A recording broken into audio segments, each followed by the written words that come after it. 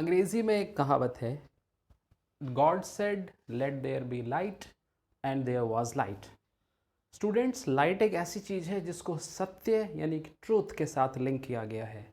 लेकिन आज हम डिस्कस करेंगे कि लाइट साइंस के लिए सबसे ज़्यादा रहस्यमय चीज़ है, यानी प्रकाश सबसे ज़्यादा अंधकार में है। We will try to establish the connection between all the ideas historically offered by various scientists। आप जैसा कि देख पा रहे हैं, आज हमारी चर्चा में होंगे ये सारे महान हस्तियां, न्यूटन, हाइगन, फेराडे, मैक्सवेल, प्लैंक और श्री श्री अल्बर्ट आइंस्टीन। हम देखेंगे कैसे इन्होंने अपनी लाइफ की रिसर्च को सिर्फ लाइट को पढ़ने में ही लगा दिया और उसके बाद जाके आज साइंटिस्ट लाइट की दोनों बातों को एक साथ इन्वॉल्व कर पाए हैं, जिसे हम डुअल नेचर में इनकॉर्पोरेट करेंगे। So let's begin like this. एक बात है जिसमें कोई भी डाउट नहीं करेगा कि लाइट एक फॉर्म ऑफ एनर्जी है जो ट्रैवल करती है वैक्यूम में। चाहे लाइट किसी भी चीज़ से बनी हो, चाहे लाइट में कुछ भी हो, लेकिन वो डेफिनेटली एक फॉर्म ऑफ एनर्जी है जो वैक्यूम के अंदर ट्रैवल कर सकती है। अब आइए देखें किस तरह से लाइट के आइडियाज़ हिस्टोरिकली हमारे सामने आए। So we will begin with the great scientist Newton. Newton ने लाइट के ऑप्टिक्स एक्सपेरिमेंट के आधार पर यह कहा कि लाइट छोटे छोटे पार्टिकल्स से बनी है। हालांकि उसने कोई फॉर्मूला नहीं दिया, बट ये कह दिया लाइट इज़ अ कॉर्पसल्स यानी पार्टिकल्स। लगभग उसी टाइम पर एक और साइंटिस्ट थे, क्रिश्चियन हाइगन्स, जिन्होंने कहा लाइट वास्तव में वेव है और लाइट के हर पॉइंट से नई नई वेव्स पैदा हो सकती हैं। जो बात साइंस में सबसे ज़्यादा एक्सेप्ट की गई कि लाइट डेफिनेटली वेव ही है। कुछ समय बाद माइकल फैराडे, जिन्होंने इलेक्ट्रोमैग्नेटिक में बहुत एक्सपेरिमेंट किए और ये बात साबित की कि लाइट के अंदर कोई ना कोई चीज़ है जो इलेक्ट्रोमैग्नेटिक नेचर रखती है, जिसको बाद में मैक्सवेल ने क्लासिकल इलेक्ट्रोमैग्नेटिक थ्योरी के आधार पर कहा कि लाइट एक तरह का ऑसिलेशन है जिसमें दो ऑसिलेशन एक साथ होते हैं। जैसा कि आप इस डायग्राम को गौर से देखिए, इसमें एक ब्लू कलर का ऑसिलेशन है जो परपेंडिकुलर चल रहा है।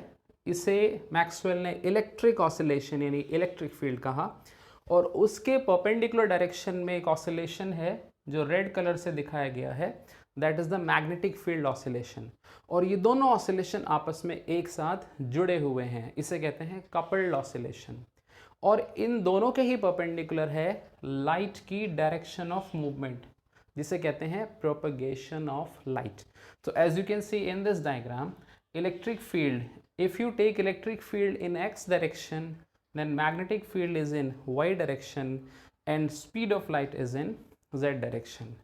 so speed of light की वैल्यू ये बहुत डेफिनेट मेहनत से आई है और इसकी वैल्यू को हमें याद रख लेना चाहिए, 3 × 10⁸ मीटर्स पर सेकेंड। ये वैल्यू राउंड ऑफ करने के बाद साइंस ने एक्सेप्ट की है। इसको करीब ऐसे समझें कि एक सेकेंड में लाइट 3 लाख किलोमीटर ट्रैवल कर लेती है। ये सारे आइडियाज़ जिसमें हमने अभी थोड़ा सा डिस्कशन किया, इन्हें लाइट का क्लासिकल थ्योरी कहा गया है। क्लासिकल मतलब कोई पुरानी बात। अब आप देखेंगे इस थ्योरी में उलटफेर आने लगेगा। इतिहास के पन्ने जैसे आगे बढ़ेंगे, एक साइंटिस्ट आते हैं 1901 में, जिन्हें फादर ऑफ क्वांटम मैकेनिक्स का दर्जा दिया गया है, मैक्स प्लैंक। इन्होंने एक ऐसी चमत्कारी बात की जिसमें लाइट की जो वेव वाली नेचर है उसे पूरी तरह से दरकिनार कर दिया। इन्होंने कहा लाइट में छोटे छोटे एनर्जी के पैकेट्स होते हैं जिन्हें फोटॉन या जिन्हें क्वांटम ऑफ लाइट भी कहा जाता है। और एक फोटॉन की एनर्जी इन्होंने कही that is equal to h into nu, where h is the constant also called Planck's constant, जिसकी वैल्यू आप यहाँ देख सकते हैं 6.626 इंटू 10⁻⁻34 जूल सेकेंड, और न्यू है फ्रीक्वेंसी ऑफ लाइट। अब लाइट में छोटे छोटे पैकेट कितने आएंगे वो कहेंगे नंबर ऑफ फोटॉन्स। तो जब आप नंबर ऑफ फोटॉन में एच न्यू को मल्टीप्लाई कर दोगे, so that will be the total energy present in the light. So there is the formula n into h nu. When you convert frequency into wavelength, you will get another formula of energy of light, that is n into hc by lambda. ये तो planks की theory की बात है. इस theory को सबसे ज़्यादा समर्थन, सबसे ज़्यादा एविडेंस मिला अल्बर्ट आइंस्टीन के द्वारा किए गए एक रेवोल्यूशनरी एक्सपेरिमेंट में, which was done in 1905 and it was a popular experiment of photo electric effect, जिसकी डिटेल्स हम बाद में देखेंगे. फोटो इलेक्ट्रिक इफेक्ट में आइंस्टीन ने यह सिद्ध किया कि जब मेटल की सरफेस पर लाइट को गिराया जाता है और उससे इलेक्ट्रॉन बाहर आते हैं लाइट की हेल्प से, तो वो फिनोमेना तभी समझाया जा सकता है जब लाइट को वेव नहीं पार्टिकल्स माना जाए. और उसने अपने एक्सपेरिमेंट के द्वारा ग्राफ बनाकर कैलकुलेशंस करके ये तय किया कि जो प्लैंक्स कांस्टेंट की वैल्यू प्लैंक ने बताई थी वही उन्होंने अपने एक्सपेरिमेंट में प्रूव की. तो अब लाइट का एक नया आइडिया हमारे सामने आ गया है, that is called modern physics. और ये दोनों आइडियाज़ अब पूरी तरह से एक साथ शामिल किए जाते हैं. ये चीज़ स्टूडेंट्स को अच्छी तरह समझनी चाहिए.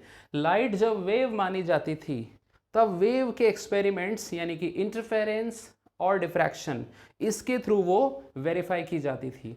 और लाइट जब पार्टिकल मानी जाती है तो फोटो इलेक्ट्रिक इफेक्ट या ब्लैक बॉडी रेडिएशन जैसे फिनोमेना इससे एक्सप्लेन किए जाते हैं. लेकिन लाइट में ये दोनों बातें आज भी सही मानी जाती हैं, यानी कि लाइट वेव भी है, लाइट पार्टिकल भी है. तो साइंटिस्ट के पास अब एक ही तरीका था इन दोनों कॉन्सेप्ट्स को एक साथ मिलाकर लाइट को एक डुअल नेचर देने का. ये बात हमें बहुत ही इजी भले ही लगती हो, लेकिन आप ये चीज़ एक्सेप्ट करेंगे, अगर लाइट वेव है तो उसमें ज़रा भी गैप नहीं है, वो एक लगातार ट्रैवल करती हुई एनर्जी है, राइट. और अगर लाइट फोटॉन्स मानी जाए तो उसमें इतने छोटे छोटे पैकेट्स हैं जिसका ज़रा सा भी फैलाव नहीं माना जा सकता. There is no spread of photon. अब लाइट में ये दोनों फितरतें अगर एक साथ आ जाएं तो ये कुछ ऐसा हुआ कि हम ज़मीन और आसमान एक साथ मिला दें. But this is the mystery of light. हमें डुअल नेचर मान के ही लाइट को पढ़ना पड़ेगा. ओके, स्टूडेंट की नज़र से ये सारे आइडियाज़ हमें कैसे इस्तेमाल करने चाहिए, उसके लिए एक छोटा सा एग्जाम्पल दिया गया है. आप जब अपनी साइंस में लाइट को पढ़ोगे तो जब आप लाइट को वेव की तरह पढ़ोगे तो आपको वेव के ये फीचर्स अच्छी तरह समझ में आने चाहिए. स्टूडेंट्स, वेव क्या होती है? वेव एक तरह का रिपीट होने वाला डिस्टरबेंस होती है जिसे कहते हैं पीरियोडिक डिस्टरबेंस. तो जैसे कि आप देख रहे हैं ये एक ऑसिलेशन हो रहा है और ये रिपीट होते चले जा रहा है और ये एंडलेसली रिपीट हो रहा है. ये ऑसिलेशन जितनी देर बाद रिपीट होता है उस लेंथ को एक नाम दिया गया है वेव लेंथ. और ये स्पीड ऑफ लाइट की वैल्यू c है, यानी लाइट इतनी दूरी इतनी स्पीड में ट्रैवल करेगी तो जितना टाइम वो लेगी उसे हम टाइम पीरियड कहेंगे. सो lambda is the distance, c is the speed, and if you inverse this time that is you will get the frequency. So frequency is c by lambda. If you combine this formula you will get it. So this is the popular formula of speed of light, frequency into wavelength. इसके example में आप याद रख सकते हैं light का वो हिस्सा जो आंखों से दिखाई देता है जिसे हम विजिबल लाइट कहते हैं, जिसमें 7 कलर्स में डिस्ट्रीब्यूशन किया गया है, दैट इज द विबग्योर, जिसमें वायलेट की वेवलेंथ 400 नैनोमीटर्स होगी और रेड की वेवलेंथ 750 नैनोमीटर्स होगी. तो आप देख सकते हैं वेवलेंथ इधर बढ़ रही है और फ्रीक्वेंसी इधर बढ़ रही है, यानी रेड कलर की वेवलेंथ ज़्यादा है और वायलेट कलर की फ्रीक्वेंसी ज़्यादा है. तो ये तो हुई वेव की बातें जो आपको याद रखनी चाहिए. फोटॉन्स की बात यहाँ देखिए. फोटॉन की एनर्जी h न्यू है. अगर लाइट में एक ही तरह का रंग है, यानी एक ही टाइप की फ्रीक्वेंसी या एक ही टाइप की वेवलेंथ है, तो उसे हम सिंगल कलर की लाइट यानी मोनोक्रोमैटिक लाइट कहते हैं, राइट. तो पॉसिबल एनर्जी होंगी, एक फोटॉन अगर है तो h न्यू, 2 फोटॉन्स हैं तो 2h न्यू, 3 फोटॉन्स हैं तो 3h न्यू. यानी जनरल फॉर्मूला अगर कोई बनाएगा तो वो होगा NH न्यू, जहाँ पर n डेफिनेटली एक नेचुरल नंबर होगा। मतलब ऐसी लाइट में 1.5 H new, 1.2 H new, 3.7 H new तरह की एनर्जीज नहीं होंगी। इसे कहेंगे इंटीग्रल मल्टीपल। आइए लास्ट में एक छोटा सा इलस्ट्रेशन देखते हैं। एग्जाम्पल, एक ऐसी लाइट है जिसमें एक ही कलर है यानी कि मोनोक्रोमैटिक, उसकी वेवलेंथ है 500 nm and question is asking what is the energy of light which is having 1 mole photons.